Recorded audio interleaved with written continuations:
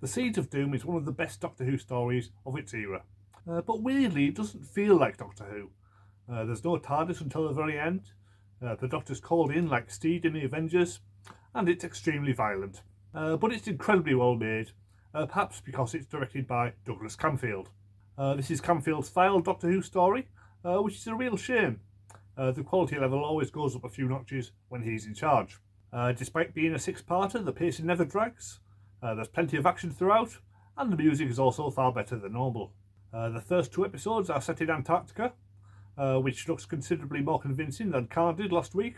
There's a snow filter over the outdoor scenes to help them look good, and the indoor sets look believable as well. The threat ramps up from just the Krynoid in episode 1 to Scorpion Chase in episode 2, and with no TARDIS there's no easy way for the Doctor to escape, making it even more tense than usual.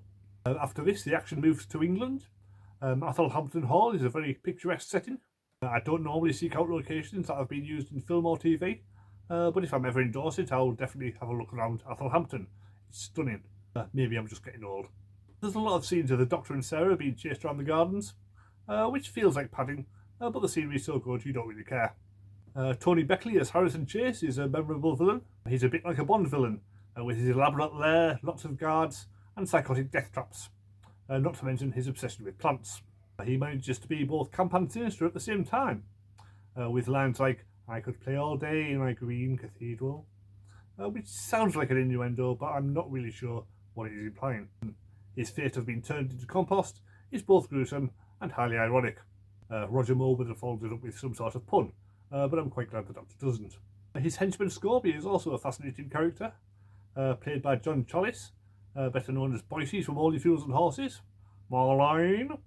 He's a brute and a thug who tries to kill the Doctor several times. There's some particularly strong scenes where he just throws the Doctor around the place. And the Doctor does seem genuinely angry in response. You would not want to get on the wrong side of Tom Baker in his prime. But by the time you get to the final episode, Scorby's basically joined the Doctor's gang, and is one step away from being a companion. He never quite redeems himself, but it's still a shame when he dies. Keeler is also a strong character, forced to act as Scorby's sidekick, when he has absolutely no appetite for violence and clearly just wants to be a scientist.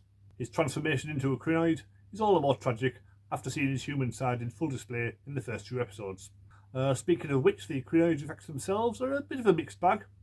In general, they're more successful when it's an actor being slowly taken over, than when it grows to the size of the house towards the end, and they're reduced to having rubber tentacles splashing through windows. Still, the final destruction of both house and plant makes for a satisfying enough ending.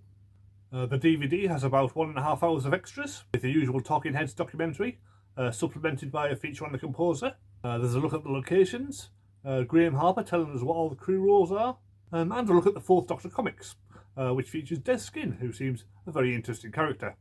Overall, it's a very impressive piece of work.